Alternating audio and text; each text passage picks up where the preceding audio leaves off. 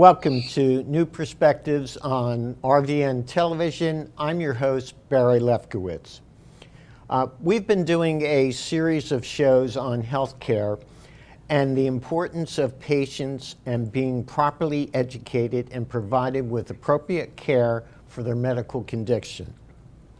Last week, we spoke about the research that has clearly shown that the use of medical marijuana, which is legal in 38 states and growing, has been found to be a cure for many conditions, including epilepsy, cancer, pain, Alzheimer's, high blood pressure, insomnia, and many other afflictions that could have forced patients to take medications that could have had harmful side effects.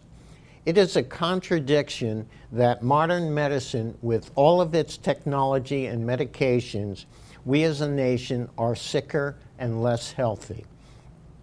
Is there a need to look beyond just medications and take a holistic approach to healthcare that involves mind, body, and spirit?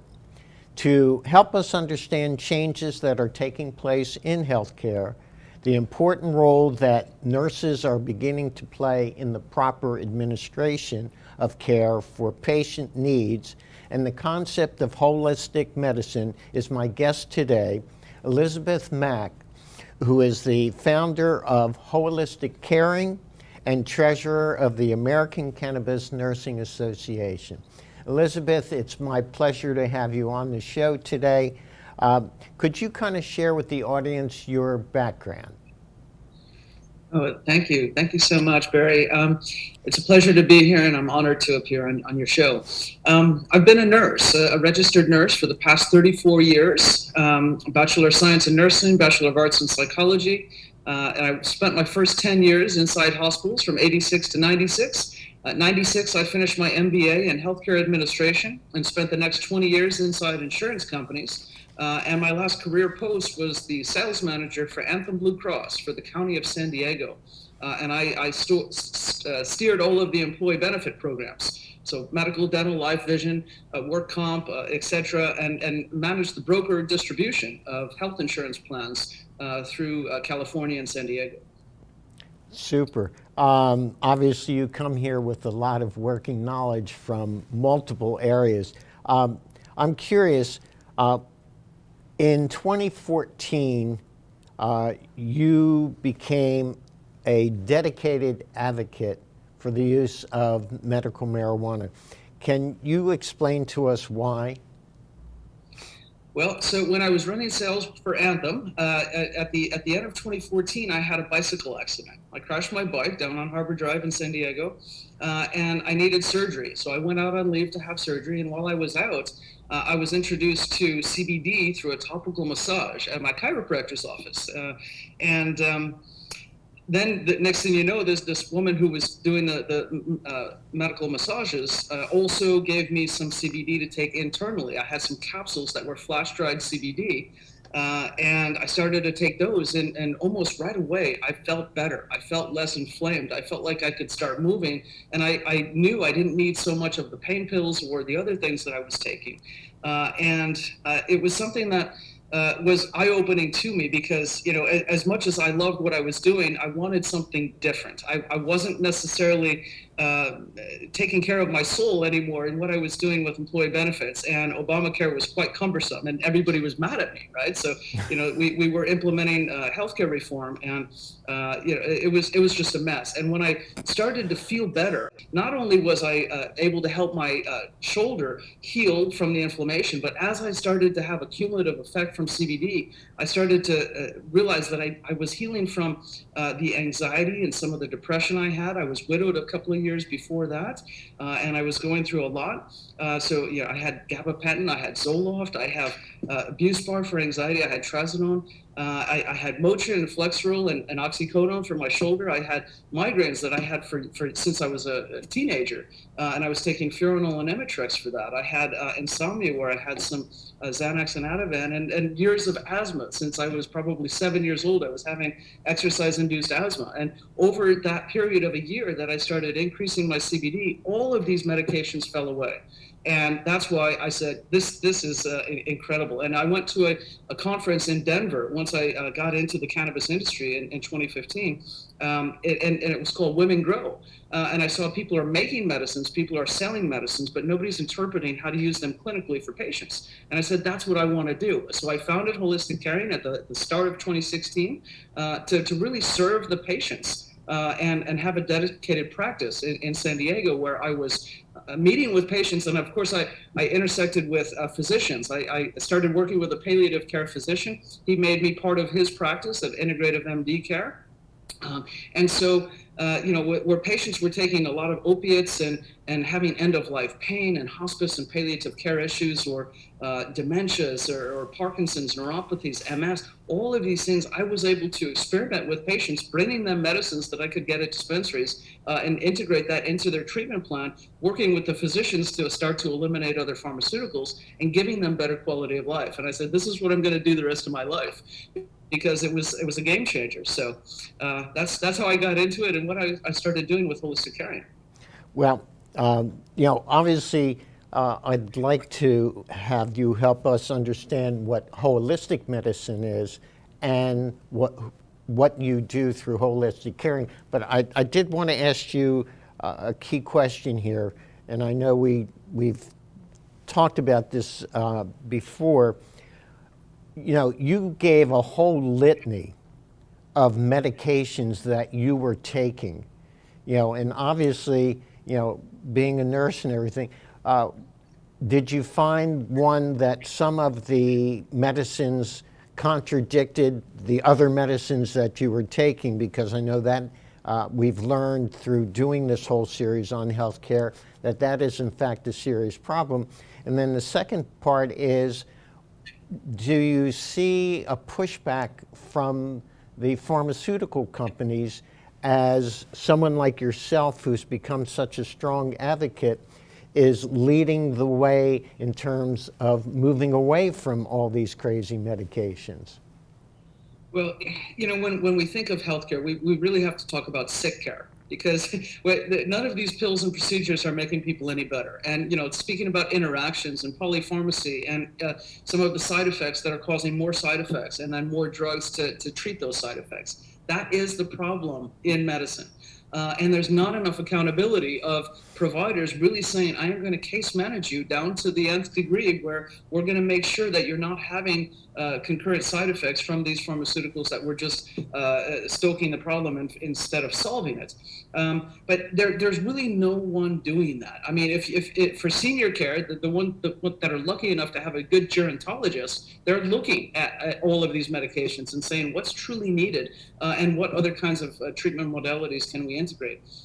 It's just not happening. Now, the pharmaceutical companies, are they noticing that cannabinoids are starting to replace them? Absolutely. If you look at all of the different benchmarks, when we look at cannabis, people call it a gateway drug, but it's really an exit drug. When people start taking cannabinoids, they can start to wean off alcohol. People drink less. People are taking about 40% less pharmaceuticals, 26% decrease illicit drugs when they start using cannabis, like cocaine and methamphetamine. People reduce cigarettes and stop smoking, especially with CBD, because it has anti-addictive properties. And we're only scratching the surface of the cannabinoid potential, with the promise of pharmaceuticalization on how this could be for a dose-by-dose replacement. We're not there yet, but we do know that Medicare and Medicaid are saving billions of dollars. Even in the Bradford study out of Georgia, they showed back in 2015, we had already saved over $400 million from just the Medicare and Medicaid programs. Now that number is easily up in the billions. So we can absolutely save lives, save livers, and save dollars with the use of cannabis in medicine. That was a great response. But could you share with us what do you mean when you say holistic medicine, and in the fact that as the founder of Holistic Caring?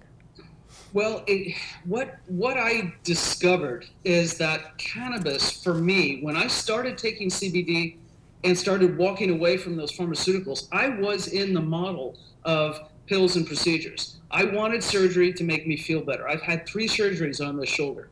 I took all those pills to alleviate something. We want to get out of pain. As humans, the human condition is, I want to feel good, but how do I do that? Because we're so busy. And what happens is people don't make the time for the holistic living. So what is holistic medicine? Proper nutrition, making sure that I'm getting whole food nutrients, that I'm not eating processed food, I'm not eating fast food, I'm not eating fried food. I'm eating things that feed my body. If you think of your body as a petri dish, we want those cells to be vibrant and healthy and robust. You don't do that with processed foods and some of the garbage that we eat, which I was eating. So I changed my diet to whole food nutrition, movement, exercise. Motion is the lotion. If you use it or lose it. And when you stop moving because you're in pain, that makes it worse. So we need to add mobility, but people don't do that because they hurt. So you have to add mobility with cannabinoids as a facilitator to help reduce the pain so that the movement can increase. Just like when we're trying to wean people from opiates, you got to slowly raise the cannabinoids and decrease the opiates. It's a game where we have to really show up and take responsibility and play our part. So nutrition, movement, exercise, prayer, meditation, connection, speaking up, setting boundaries, paying attention to your mental health, because the mind, body, spirit is real. And so many people don't realize they're disconnected from the body and the mind and the spirit. And when we bring it all together and say this is one person, one unit, one beautiful being, that's what holistic medicine is, and what we try to teach people. And once they get that, then they can take responsibility. Once you can take responsibility, now you can start to change things. But when you just say, I'm a passive victim of the sick care system, you're not going to heal. Holistic medicine is active medicine. When we were doing pre-prep, you had spoken to me about what you refer to as the 4 Ps. Could you share with the audience what they are, and why is it so important to patient care? Well, the 4 Ps, basically when I started doing this at the end of 2015, I was working in the cannabis industry and going to dispensaries and working with this provider office. And what I saw is that you have to add the medical process to this, and you have to get the system to be accountable for quality and consistency and reliability, et cetera. So what I discovered was you have to take process to the providers to get vetted products to patients through programs. And what does that mean, right? So process is the programs, the curriculum that I've been writing for years to train healthcare professionals, to train patients on targeted self-learning online modules on this.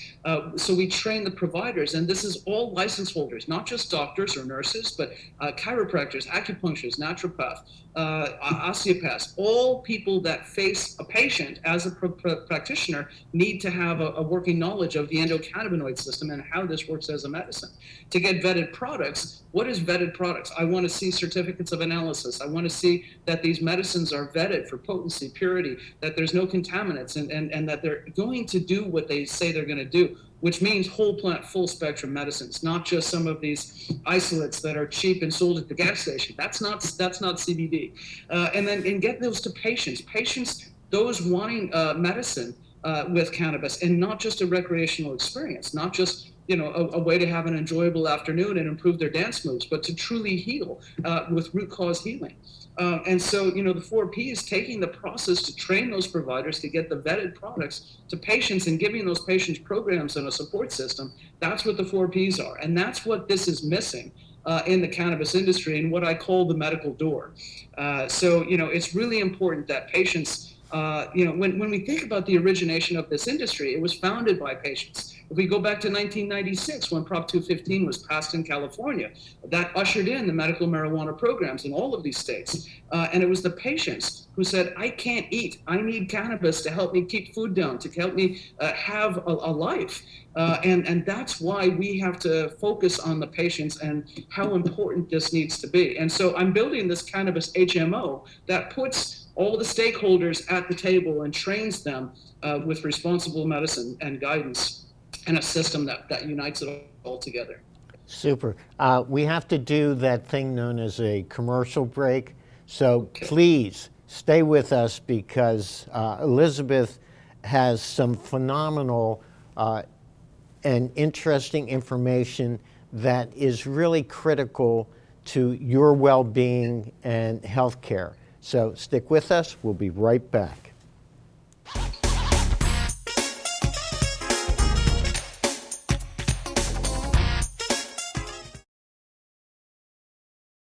Aloha! Joe Silva here with Kukua Technologies. I'm excited to see you on Tuesdays on Morning Coffee for our tech tips.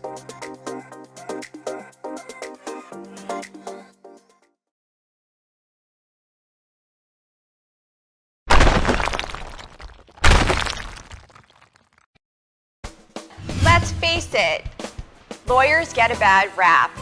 I'm Erin Brucey, host of Legal Breakdown, where we dissect legal topics for the everyday viewer, with a mix of interesting guests to talk about current events and hot legal topics. Let's work together to make the law accessible and relevant to everyone. Catch us every week on RVN Television.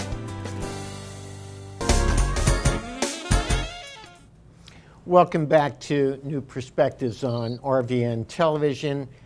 We are having an extremely interesting and educational show here in regards to understanding your health and health care that can be provided to you with being able to use medical marijuana rather than traditional medicines, which have all kinds of side effects and so forth. Elizabeth, you know, one of the things that you have been mentioning, you know, you come from the nursing ranks. Last week we had your colleague Sherry, who comes from the nursing ranks. Why are nurses so important and the role that they need to play in healthcare? Well, when we think about, you know, nurses versus doctors and the medical diagnosis versus the nursing diagnosis, you know, it's critical that nurses maintain their roles, because medical doctors really pay attention to objective data points, right? Scans, labs, and all of these values that they can see. And a lot of times the patient gets treated like an object as well. And then they get put through the pills and the procedures. Nurses hold up body, mind, spirit, right? And nurses have the ability to apply the nursing process, right? Assess, plan, implement, evaluate, and help that person personalize their healthcare, make it something that is individualized and works for them and optimize the outcomes. So, you know, nurses are ready to expand into healthcare because into cannabis healthcare, because they can apply that nursing process. And, you know, when I talk about nurses being the game changers in cannabis science, it's because we are the connectors, the healers, and the educators. We will help apply the nursing process to cannabis, because when we're talking about personalizing dosing, whether it's medications that are pharmaceutical or cannabinoid medications, we want to assess, plan, implement, and evaluate. Because if we can optimize dosing, if we can enhance adoption and retention of these medicines, then we can get to the root cause of healing. And nurses are needed for all of that, because the doctors write the prescription, you can access the dispensary, and the bud tenders tell you how the products work and what's hot, what's selling. But the nurses are the ones that are going to sit down with the patients and really make this work, optimize their care. So nurses are absolutely critical to this process. Is there a conflict between doctors and nurses when it comes sometimes to looking at a patient and being able to provide what you refer to as a holistic approach to the health care of a patient? Well, yeah, I mean, think about, doctors are managing to lab values, to scans, to objective data points. Nurses are saying, how are you? What's going on with you? Are you living your best life? And how do I help you do that? Right? That's the difference. And we take the tools. Nurses are extremely resourceful. We'll take the tools that we see that are there on the table for that patient, and we apply that to their life, and we help them personalize every option, whether it's pharmaceuticals or botanicals and cannabinoids. And that's what we do. We hold their hand and support them and say, what are your goals and objectives? What are your needs? What are we able to make work for you? And then let's try that. Let's implement that. And then we monitor and we track, and then we make adjustments. That's what nurses do. It's way beyond what doctors ever do. But of course, that's my opinion. Also, there's a question about doctors and their bedside manners.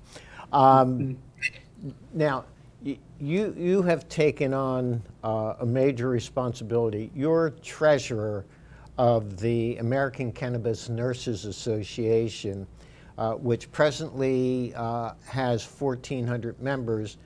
Why did you decide to take on this leading role, and what is the purpose of this particular nurses association? Well, the mission of the American Cannabis Nurses Association is to advance excellence in cannabis nursing practice through education, collaboration, research, advocacy, and policy development. We came together to create an educated populace of nurses who could then discuss cannabis as medicine with patients, because these patients need a guide, and everybody deserves a nurse. Why did I personally want to serve?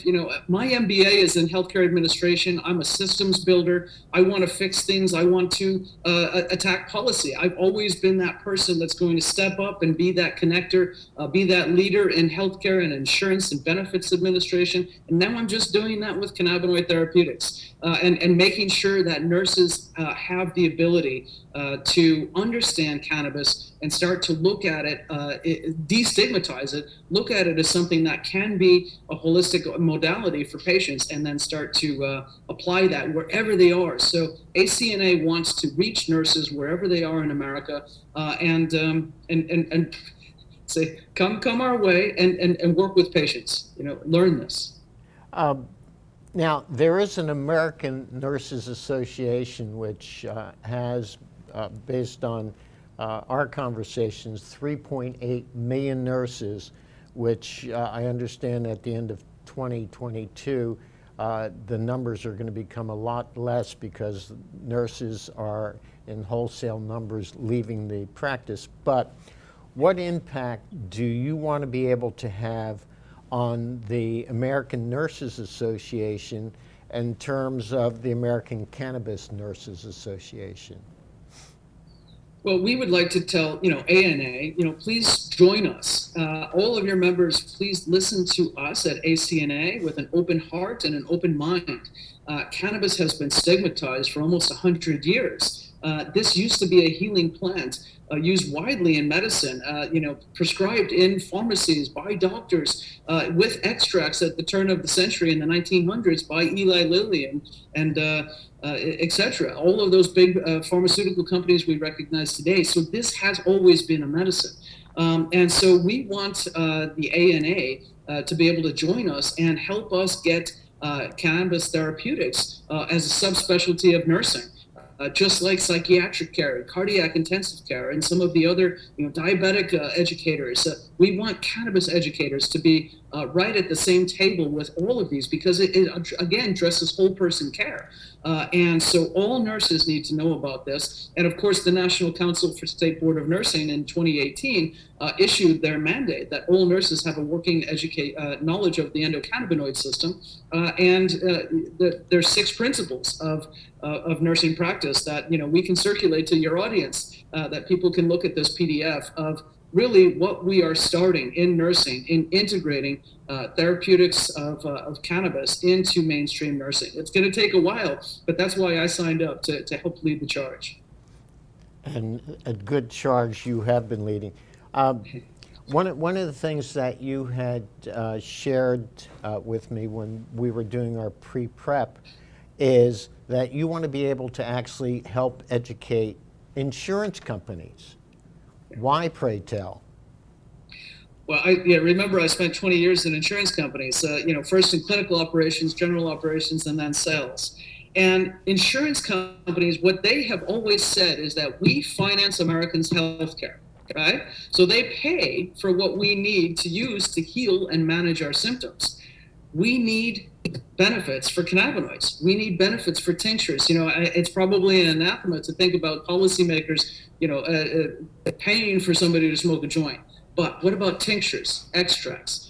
And vaporization? You can get devices where you can use vaporization for immediate reduction in symptoms. We can have topicals and transdermal patches, and all of these medicines have therapeutic purpose in the body. So we're paying for the pharmaceuticals. Let's pay for the cannabinoids, because we have access to care. We talk about access to care all the time, but we don't have access truly if we don't have affordability, and if we're not having any kind of insurance contributions to the financing of this. When I sit down with a patient, we talk about, can you spend $150, $200 a month for these products? Because if you can't, we can't initiate this. Why start something that you can't continuously adapt and make work for that patient? So until we have insurance carriers come to the table and start saying, we will offer some contribution to this, patients don't have true access. And so that is important to me. And, we are already paying for cannabinoids. Think about the synthetics. Marinol for chemotherapy-induced nausea and vomiting and appetite stimulation. Sesamet, same sorts of things. Epidiolex, reducing seizures. Purified CBD. Sativex, a 1-to-1 CBD THC medicine on prescription in 30 different countries around the world for MS spasticity and opioid pain that is not treated by opiates. And then just even thinking about the ability to wean people off opiates and manage the opiate crisis in this country with cannabinoids. All of these need to be covered by insurance. People should not be paying out of pocket for this. So I'm very passionate about it. Cannabis is a medicine. Help us finance it. By the way, one of the things that you had just mentioned in terms about opiates, studies have actually shown that over 70% of patients who are addicted to opiates when using medical marijuana are actually completely weaned off of it. Well, it's actually higher than that, Barry. The statistics are, when a state ushers in a medical cannabis law, MCL, that the opioid addiction and management of that is lowered by 20-25%, and then the actual overdose is dropped by almost 26% in the states that allow medical cannabis and safe access to this. So opioids are being replaced by cannabinoids. People want to live. They don't want to have risks of overdose and all of the side effects from those horrible opiates, constipation and fogginess and fatigue and lethargy and somnolence. They're not walking around as true whole person living. With cannabinoids, you can, and it's incredible. So, healthcare professionals need to learn this, and insurance companies need to help us finance it. So part of, obviously, the key here is affordability. What I don't know if you believe it or not, we actually ran out of time, but I would like you to be able to share with the audience how they can contact you. Well, they can go to holisticcaring.com. So Holistic Caring and the Green Nurse are online. We have all of our programs. We have programs for healthcare professionals, industry professionals, and patients to learn how to use cannabis specifically for cancer, autoimmune, mental health, etc., autism, epilepsy. And we have one-on-one coaching with nurses who are running a global telehealth, and we're opening up a nurse line. So please visit us at holisticcaring.com. And you can email us at info@holisticcaring.com. Our phone number is on the website, 970-404-HOPE. You can call our nurse line and tell us how we can help you. And please sign up for our free network. There's a network on holisticcaring.com. There's a free private network that run by nurses. We have a patient support group. We have a patient portal. We have a free introductory to cannabis course. And we welcome all comers. So please come and visit us at holisticcaring.com. Once again, Elizabeth, thank you so very, very much. This has been extremely informative, and I hope that my audience has learned a lot from this. And to my audience, as always, I thank you for allowing me into your homes each and every week. Please stay safe, stay well, and I will see you next week. Take care.